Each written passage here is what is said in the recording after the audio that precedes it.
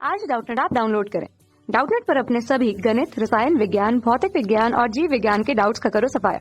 बस प्रश्न की फोटो खींचो, एक ही प्रश्न को क्रॉप करो और तुरंत वीडियो सोल्यूशन पाओ।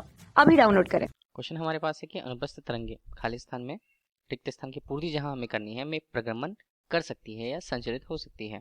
तो अनुप्रस्थ तरंगों के बारे में पूछा जा रहा है, कौन से माध्यम में ये प्रगमन कर सकती हैं। ऑप्शन दिए हुए पहले में केवल ठोस में, दूसरा है ठोस एवं द्रव में, तीसरा है न ठोस में न ही गैस में, चौथा है केवल गैस पर। ठीक है, तो हमें ये समझना होगा कि अनुप्रस्थ तरंगे किस प्रकार के माध्यम में गमन कर सकती हैं। तो अनुप्रस्थ तरंगे हम जानते हैं कि वो किस प्रकार की तरंगे होती हैं। देखिए, अगर प्रकृति के आधार पर तरंगों को बांटा जाता है तो सामान्यतः दो वर्ग में बांटे जाते हैं। एक होता है अनुप्रस्थ तरंग और दूसरा होता है अनुदैर्ध्य तरंगे। ठीक है, तो अनुप्रस्थ तरंगों में खास बात क्या होती है। अनुप्रस्थ तरंगे जो हैं वो अगर किसी माध्यम में संचरित हो रही हैं तो देखिए, किसी भी तरंग के लिए उसकी एक निश्चित दिशा होगी जहां पर उसका एक निश्चित वेग होगा या नियत वेग होगा जिस दिशा में वो आगे बढ़ती है। ठीक है, लेकिन तरंग की प्रकृति के अनुसार उसमें बहुत से घटक होंगे, जैसे वैद्युत वेक्टर्स हम कह सकते हैं, चुंबकीय क्षेत्र हम उसमें कह सकते हैं, या माध्यम है, माध्यम के कण किस प्रकार से कंपित होते हैं हम ये कह सकते हैं। जब माध्यम अगर उपस्थित हो तो माध्यम के कण तरंग संचरण की दिशा के लंबवत कंपित हो। ठीक है, और माध्यम अगर अनुपस्थित हो तो उस तरंग में कुछ इस प्रकार के वेक्टर्स या सदिश मौजूद होते हैं जो तरंग संचरण की दिशा के हमेशा लंबवत होते हैं। ठीक है, हमने कुछ इस तरह से दर्शाना चाहा तो देखिए ये कुछ इस तरह से बनेगा हमारे लिए। ठीक है, तो देखिए तरंग संचरण की दिशा v से हमने बता दी, तरंग संचरण की दिशा को भी हमने दर्शा दिया। अब अगर अनुप्रस्थ तरंगों में अगर हम माध्यम की बात करते हैं, कोई माध्यम यहाँ पर है और माध्यम के कण कंपित हो रहे हैं, कहाँ, आगे पीछे कुछ इस तरह से तरंग संचरण की दिशा के लंबवत कंपित हो रहे हैं। ठीक है, तो ये हमारे पास कुछ इस तरह से हुआ। अब देखिए, माध्यम के कण जो होंगे कंपित करेंगे तरंग संचरण की दिशा के लंबवत, बिल्कुल, चाहे हम इस हिस्से को कहें चाहे हम इस हिस्से को कहें। देखिए, दोनों तरंग संचरण की दिशा के लंबवत ही हैं।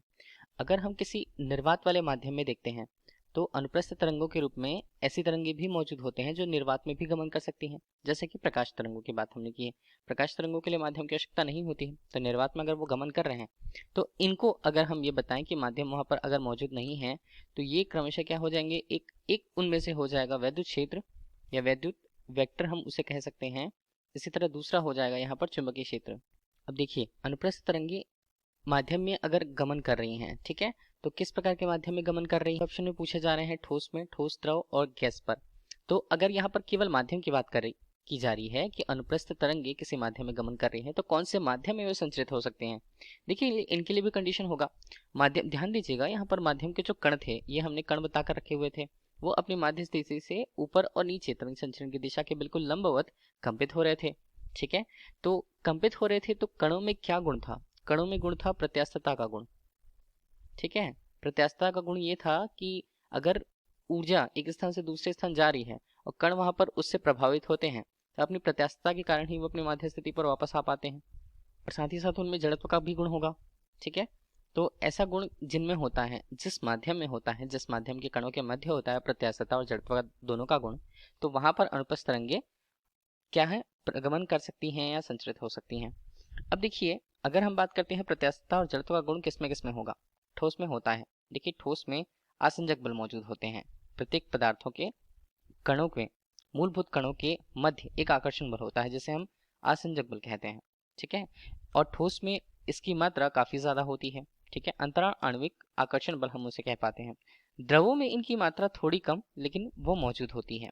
इसलिए द्रव में भी एक गुण होता है कि उसे जिस माध्यम में रखा जाए वो उसका आकार धारण कर लेती है।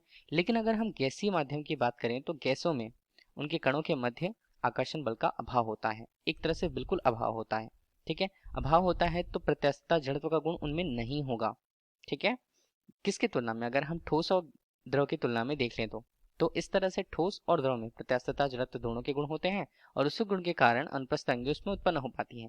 गैस में उसी गुण के नहीं होने के कारण यहाँ पर अनुप्रस्थ तरंगों का संचरण संभव नहीं होता है।